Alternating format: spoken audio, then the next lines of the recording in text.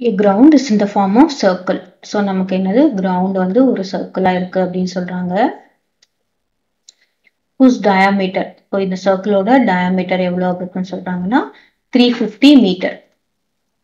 So diameter is equal to 350 meter. Now what is radius? Radius is equal to 350 divided by 2.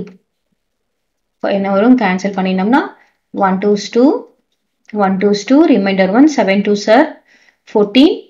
So radius is equal to 175 centimeter. 175 meter. Okay va? Next, an athlete makes 4 revolutions. அதாவது ஒரு revolutionனா என்ன அர்த்தம்? ஒரு தடவை இந்த ground சுத்தி வரதுக்கு.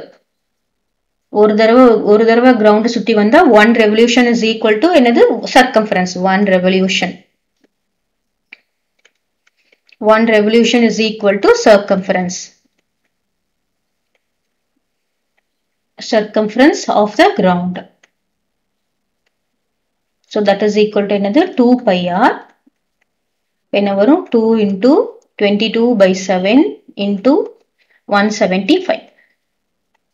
Okay, நம்ம இத cancel பண்ணலாம். 1 7 is 7, 2 7s are 14, remainder 3 வரும், 5 வரும், 25 7s are 35. Next 44, 2 into 24 is 44, 44 multiplied by 25 meter. இப்போ நம்ம 44, 25 multiply பண்ணோம்னா என்ன வரும்? 5 4s are 20, remainder 2, 5 4s are 20, 20 plus 2 is 22. இங்க என்ன வரும்? 0, 4 2s are 8, 4 2s are 8. இப்போ 0, 10, remainder 1, 9, 10, 11. So 11,000 meter. ஒரு தடவை அவங்க அந்த கிரவுண்டை சுத்தி வருதுன்னா அவங்களுக்கு எவ்வளவு டிஸ்டன்ஸ் எடுத்துக்குது அப்படின்னு பார்த்தோம்னா 1100 மீட்டர். ஓகேவா?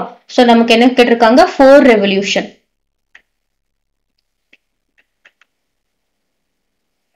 4 revolution is equal to 4 into 1100.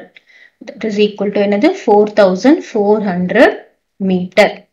இதே நமக்கு கிலோமீட்டர்ல கேட்டிருந்தாங்கன்னா நம்ம என்ன பண்ணுவோம்? 1000 ஆல டிவைட் பண்ணா என்ன வரும்? 4.4 கிலோமீட்டர் அவங்க டிஸ்டன்ஸ் டிராவல் பண்ணிருப்பாங்க. நம்ம மீட்டர்லயே இருக்கிறதுனால மீட்டரே ஆன்சர் கொடுத்துடலாம். 4400 மீட்டர்.